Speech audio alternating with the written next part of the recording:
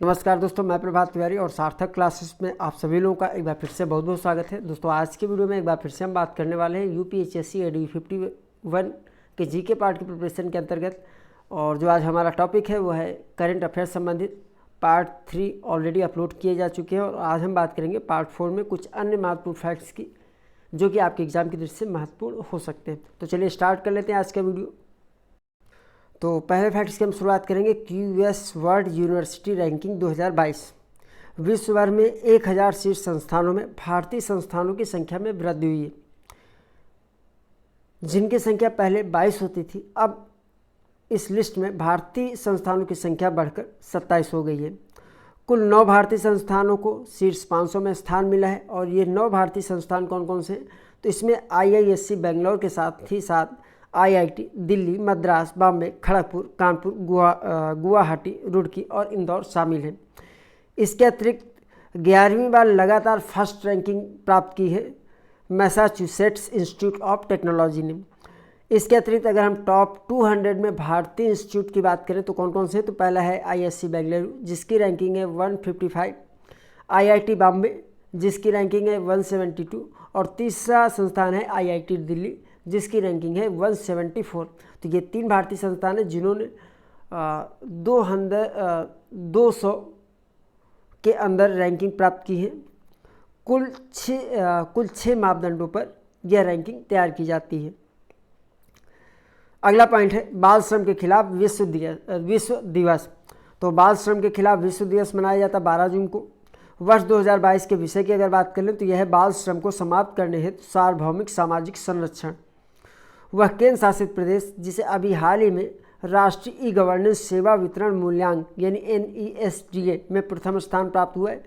तो राष्ट्रीय e governance सेवा वितरण मूल्यांकन में प्रथम स्थान प्राप्त हुआ है जम्मू कश्मीर को। सांग्रीला वार्ता जिसे आमतौर पर एशिया सुरक्षा शिखर सम्मेलन के रूप में भी जाना जाता है कि 19वीं वार्ता का आयोजन 10 जून से 12 जून 2022 के मध्य सिंगापुर में किया गया। देखिए इसमें जो सांग्रीला है ये एक होटल का नाम है, तो इसे आप लोग याद रखिएगा। यह वार्ता कोविड के कारण वर्ष 2020 और 2021 में संपन्न नहीं हो पाई थी। एनोकोवैक्स, तो एनोकोवैक्स जानवरों हेतु भारत की पहली कोविड-19 वैक्सीन है। अवन लेखारा एक नाम है। तो अवन लेखारा ने फ्रांस में आयोजित महिलाओं की 10 metre air rifle standing SH1 में पैरा शूटिंग विश्व कप में स्वर्ण पदक हासिल किया। तो शूटिंग से संबंधित है कौन? अवन लेखारा। खान क्वेस्ट 2022 एक बहुराष्ट्रीय शांति रक्षा अभियान अभ्यास है जिसका आयोजन मंगोलिया में किया जा रहा है। इसमें भारतीय सेना की तरफ से लद्दाख स्काउट ने पार्टिसिपेट किया है और इसमें भारतीय सेना के अतिरिक्त अन्य 16 देशों की जो सेनाएं हैं उन्होंने पार्टिसिपेट किया है। तो अगर भारत सहित कुल कितनी सेनाओं ने इसमें पार्टिसिपेट किया है तो ये हो जाएगा कुल 17 देशों की सेनाओं ने। मिताली राज जैसा आप लोग परिचित हैं, भारतीय महिला क्रिकेटर। तो भारतीय महिला क्रिकेटर महिला विश्व कप 2022 न्यूजीलैंड में भारतीय टीम का प्रतिनिधित्व किया है मिताली राज ने। इन्होंने क्रिकेट के सभी प्रारूपों से संन्यास लेने की घोषणा की है। राष्ट्रपति रामनाथ कोविंद के चुनिंदा भाषणों का संग्रह कौन कौन सा है? तो यह रिपब्लिक एथिक्स और लोकतंत्र के स्वर। काफ़ी इंपॉर्टेंट पॉइंट्स है, ये क्वेश्चन आ सकता है आपके एग्जाम में कि रिपब्लिकन एथिक्स और लोकतंत्र के स्वर किसके चुनिंदा भाषणों का संग्रह है? तो यह है राष्ट्रपति रामनाथ कोविंद जी के भाषणों का संग्रह। अगला वर्ड है डाविंसी, DAVINCI। तो ये नासा का शुक्र ग्रह के कठोर वातावरण का पता लगाने हेतु एक मिशन का नाम है जो कि वर्ष 2029 में शुक्र ग्रह से उपरोक्त जानकारी प्राप्त करने का प्रयास करेगा। अब अगर फुल फॉर्म की बात कर लें डाविंसी का तो इसका फुल फॉर्म है deep atmosphere Venus investigation of noble gases chemistry and imaging mission. वह पहला एशियाई देश जिसने भांग के सेवन को अपराध की श्रेणी से हटा दिया है। तो वह पहला एशियाई देश कौन सा है? तो यह देश है थाईलैंड। थाईलैंड ने अपने यहाँ से भांग के सेवन को अपराध की श्रेणी से हटा दिया है। INSPSE in space Indian National Space Promotion and Authorization Centre का अभी हाल ही में प्रधानमंत्री नरेंद्र मोदी ने अहमदाबाद गुजरात में उद्घाटन किया है। मिताली एक्सप्रेस जैसा आप लोग जानते हैं कि भारत और बांग्लादेश के मध्य में पहले से ही 2 ट्रेनें चल रही थी। अब तीसरी पैसेंजर ट्रेन जो भारत और बांग्लादेश के बीच में चलने जा रही है उसका नाम है मिताली एक्सप्रेस। इस तरीके से बंधन एक्सप्रेस, मैत्री एक्सप्रेस और मिताली एक्सप्रेस, यह वो 3 ट्रेनें हैं जो भारत और बांग्लादेश के मध्य संचालित होती हैं। ई संजीवनी टेलीमेडिसिन सेवा जिसका संचालन किया जाता है स्वास्थ्य एवं परिवार कल्याण मंत्रालय द्वारा। तो ई संजीवनी टेलीमेडिसिन सेवा को आयुष्मान भारत डिजिटल मिशन के साथ जो है एकीकृत कर दिया गया है। अब यहाँ पर हम देख लेते हैं कि जो आयुष्मान भारत डिजिटल मिशन है इसे राष्ट्रीय स्वास्थ्य प्राधिकरण द्वारा संचालित किया जाता है। तो इन दोनों ही योजनाओं को आपस में मर्ज कर दिया गया है। जामुआ रामगढ़ वन्यजीव अभयारण्य को छोड़कर भारत के अन्य सभी वन्यजीव अभयारण्यों के 1 किलोमीटर के दायरे में खनन और स्थायी संरचनाओं पर माननीय सर्वोच्च न्यायालय द्वारा प्रतिबंध लगा दिया गया है। जामुआ रामगढ़ वन्यजीव अभयारण्य के संदर्भ में अगर हम बात करें तो इसके लिए जो बफर जोन की सीमा है वो 500 मीटर है। श्रेष्ठा ये scheme for residential education for student in high school in targeted areas. देखिए इसका फुल फॉर्म है, इसके विषय में आगे थोड़ी सी जानकारी हम आगे देख लेंगे। Life style for environment movement नाम की वैश्विक पहल को प्रधानमंत्री श्री नरेंद्र मोदी द्वारा 5 जून 2022 को विश्व पर्यावरण दिवस के अवसर पर प्रारंभ किया गया। लाइफ जिसका विचार प्रधानमंत्री नरेंद्र मोदी द्वारा 2021 में ग्लासगो में COP26 सम्मेलन में दिया गया था। देखिए एक यहाँ तो ये जानकारी मिल रही है कि लाइफ का विचार किसके द्वारा दिया गया था, प्रधानमंत्री नरेंद्र मोदी जी के द्वारा दिया गया था। कब दिया गया था, तो इसको दिया गया था कॉन्फ्रेंस ऑफ पार्टीज 26, जो पर्यावरण संबंधी सम्मेलन होता है उसका नाम है COP26 और ये हुआ था 2021 में ग्लासगो में। तो वहाँ पर लाइफ का कंसेप्ट दिया गया था प्रधानमंत्री नरेंद्र मोदी जी द्वारा। ठीक है, तो यहाँ पर जो लाइफ है ये एक जीवन शैली है जो पृथ्वी ग्रह पर बिना उसे नुकसान पहुँचाए रहने से संबंधित है। यानी लाइफ एक इस तरह की लाइफ स्टाइल है जिससे कि पृथ्वी को बिना नुकसान पहुँचाए हम अपना जीवन यापन कर सकें। विश्व पर्यावरण दिवस जैसा आप लोग जानते हैं कि 5 जून को मनाया जाता है और 2022 के विश्व पर्यावरण दिवस का जो विषय है वह है ओनली वन अर्थ। श्रेष्ठा जैसा आप लोगों ने पहले बात की थी, तो लक्षित क्षेत्रों यानी अनुसूचित जाति के 8वीं तथा 10वीं में पढ़ने वाले छात्रों के लिए जिनके माता पिता की वार्षिक आय 2.5 लाख रुपये से कम है, आवासीय शिक्षा योजना है जिसका उद्देश्य छात्रों तक उच्च गुणवत्ता वाली शिक्षा पहुँचाना है। इस योजना में शामिल छात्रों की 12वीं कक्षा तक की पढ़ाई का विद्यालय शुल्क एवं छात्रावास शुल्क का संपूर्ण व्यय सामाजिक न्याय एवं अधिकारिता विभाग द्वारा वहन किया जाएगा। अश्विनी भाटिया सेबी के पूर्णकालिक सदस्य नियुक्त किए गए हैं। देखिए सेबी में 3 पूर्णकालिक सदस्य होते हैं, तो एक तो अश्विनी भाटिया जी का भी हाल ही में नियुक्त किया गया है। इसके अतिरिक्त जो 2 नाम हैं पूर्णकालिक सदस्यों के वह हैं SK मोहंती और अनंत बरुआ।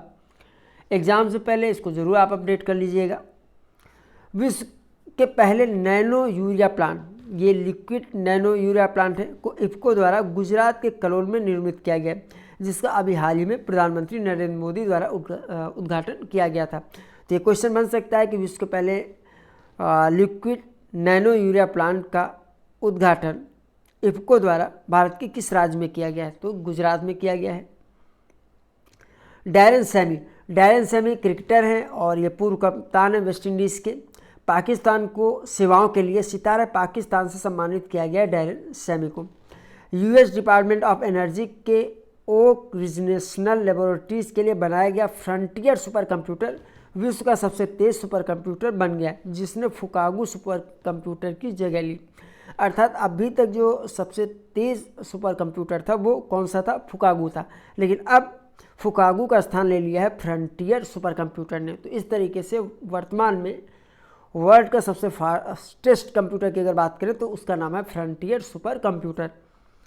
IIM अहमदाबाद ने भारत के 6 राज्यों, और ये 6 राज्य कौन कौन से देख लीजिए, उत्तर प्रदेश, कर्नाटक, महाराष्ट्र, तमिलनाडु, तेलंगाना और आंध्र प्रदेश। तो IIM अहमदाबाद ने भारत के 6 राज्यों के लिए भारत का अपनी तरह का पहला कृषि भूमि मूल्य सूचकांक यानी LPI बनाया है। इस सूचकांक के अनुसार कर्नाटक में कृषि भूमि सबसे महंगी है और इसकी कीमत है लगभग 93 लाख रुपए प्रति एकड़। कृष्ण कुमार कुन्नाथ ये मशहूर गायक है जिनका 53 वर्ष की उम्र में कोलकाता में निधन हो गया है। केंद्र सरकार द्वारा प्रधानमंत्री रोजगार सृजन कार्यक्रम यानी PMEGP को वित्त वर्ष 2026 तक की अवधि के लिए बढ़ा दिया गया है। साथ ही साथ केंद्र सरकार ने विनिर्माण इकाइयों के लिए मौजूदा 25 लाख से 50 लाख तक तथा सेवा इकाइयों के लिए मौजूदा 10 लाख से 20 लाख रुपए तक की अधिकतम परियोजना लागत को भी बढ़ा दिया है। तो दो बातें यहाँ पर, एक तो परियोजना लागत बढ़ाई गई है, एक अगर विनिर्माण इकाइयों की बात करें तो जिसकी पहले सीमा 25 लाख थी उसको बढ़ा के 50 लाख कर दिया गया, और सेवा इकाइयों जिसमें कि 10 लाख तक का अभी तक प्रावधान था इसको बढ़ा के 20 लाख तक कर दिया गया। साथ ही साथ ये जो पूरी योजना है प्रधानमंत्री रोजगार सृजन कार्यक्रम को, इसको 2026 तक के लिए विस्तारित कर दिया गया है। अभी हाल ही में IIT गांधीनगर में राष्ट्रीय सुपर कंप्यूटिंग मिशन के तहत जो है परम अनंत सुपर कंप्यूटर को स्थापित किया गया है। ठीक है। अंजलाई पोन्नुसामी बहुत ही इंपॉर्टेंट नाम है। भारतीय राष्ट्रीय सेना यानी INS, जिसे हम लोग आज़ाद हिंद फौज के नाम से भी जानते हैं, द्वितीय विश्व युद्ध के दौरान अंजलाई पोन्नुसामी इसकी महिला इकाई झांसी रेजिमेंट की रानी में शामिल हो गई थी। अंजलाई का अभी हाल ही में मलेशिया में 102 वर्ष की आयु में निधन हो गया, तो इसलिए नाम चर्चा में है। भारत ने पश्चिमी अफ्रीकी देश सेनेगल के साथ सांस्कृतिक आदान प्रदान, युवा मामलों में सहयोग एवं अधिकारियों के लिए वीजा मुक्त व्यवस्था संबंधित 3 समझौता ज्ञापनों पर हस्ताक्षर किए। ये हस्ताक्षर भारत के उपराष्ट्रपति महामहिम M.K. वेंकैया नायडू और सेनेगल के राष्ट्रपति मैकी साल के द्वारा सेनेगल की राजधानी डकार में किए गए। रश्मि साहू टाइम्स बिजनेस अवार्ड 2022 से सम्मानित किया गया इनको, और ये आप लोगों ने सुना होगा एक नाम, उड़ीसा का ब्रांड है रुचि फूड लाइन्स उड़ीसा, उसकी निदेशक भी है रश्मि साहू। बिहार के जमुई जिले के झाझा, करमाटिया एवं सोनो आदि क्षेत्रों में भारतीय भूवैज्ञानिक सर्वेक्षण यानी GSI द्वारा भारत के सबसे बृहद सोने के भंडार उपस्थित होने की बात कही गई है। तो काफ़ी इंपॉर्टेंट फैक्ट्स ये भी है। ये क्वेश्चन पूछा जा सकता है कि GSI द्वारा अभी हाल ही में भारत के किस राज्य में सोने के वृहद भंडार होने की संभावना व्यक्त की है, तो ये राज्य है बिहार। विश्व तंबाकू निषेध दिवस 31 मई को मनाया जाता है, और WHO द्वारा इस दिवस को 1987 में घोषित किया गया था। वर्ष 2022 की थीम की अगर बात करें तो तंबाकू हमारे पर्यावरण के लिए खतरा।